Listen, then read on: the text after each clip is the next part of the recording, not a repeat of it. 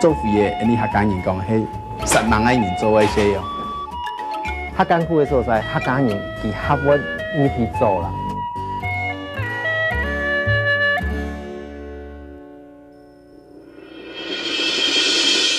这位是台北人恩高进，对1801年开始，两位日本人发现当时合来做飞瓷，加上铁路嘅运输动力片，也开创恩高飞瓷嘅奇迹。这下恩高嘅飞瓷产品，对了工业用、应用到艺术创作，使得讲係百家争鸣，除了竞争按激烈嘅素材，客人當然是唔得缺失。运用等客家族群嘅先結同現狀嘅經驗，客人除了恩高，也開創出自家嘅特色。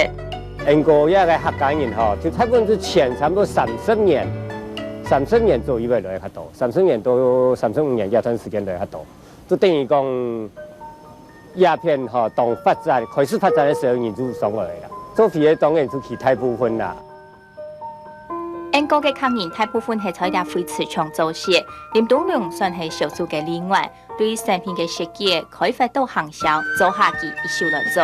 托英國生活20-30年，兩位嘅產業發展，佢看到非常嘅清楚。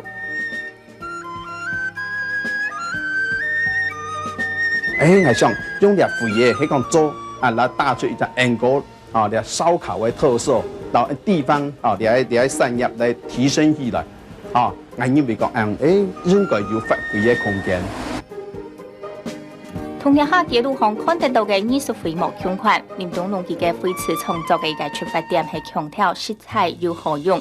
佢講呢可能係同佢客家形狀嘅配件，當日稍微到三川來打病有關係。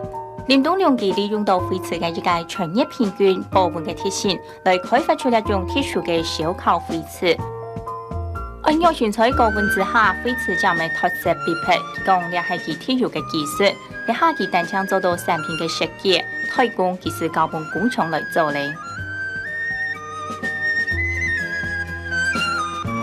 因為做肥嘅，你客家人講係10萬個人做嘅些喲。當然啦，做肥嘅過程對啲老奶嘅接觸啦，係個做起來嘅產品嘅感覺咧，往往對啲地方做得深度加快樂。英國係衛浴廢瓷嘅一個衝擊，呢當中火線係因國內最大嘅衛浴廢瓷廠，對了基層做起，目前已經係火線兩套幹部嘅總額年，佢講到佢奮鬥嘅過程。做副業都會青葉，嚟蔬菜青葉，都明啊幾批用20大專生來到了位做到報名，大家全部做槍槍嘅，因為後生也實在擋唔掉，都明啊調價都冇講，安人做清河，唔做清河，做得按艱苦嘅事，做得原來下來，講唔咩，因為我計埋一點，我公司嘅獎學金，所以都計蠻艱苦過嘅，艱苦過1年，慢慢的都關心，講我對了位做20來年。衛浴廢瓷嘅原型愛比新品太加倍，經過高溫高壓嘅淬煉，將使得變做一道好看好用嘅產品。總而言講，也同英國客人嘅性格有為所長，也辛苦嘅環境，也使得潛到因客人嘅腳跡，也使得發現因客人嘅價值。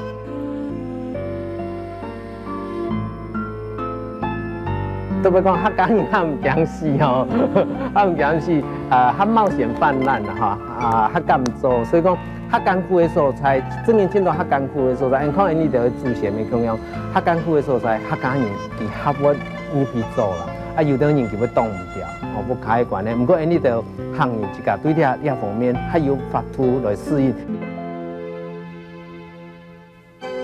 塗料到起靠靠用來觀賞用嘅廢瓷作品模胸款，英國客人嘅創作也係生產嘅廢瓷係從使用講效果，樸實又唔差法。也係生活當中甚得了解。有人才，就本人看得到。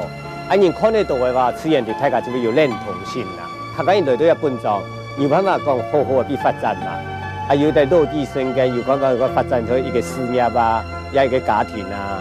唔是講本人講，參以前有人講客家人看模樣嘅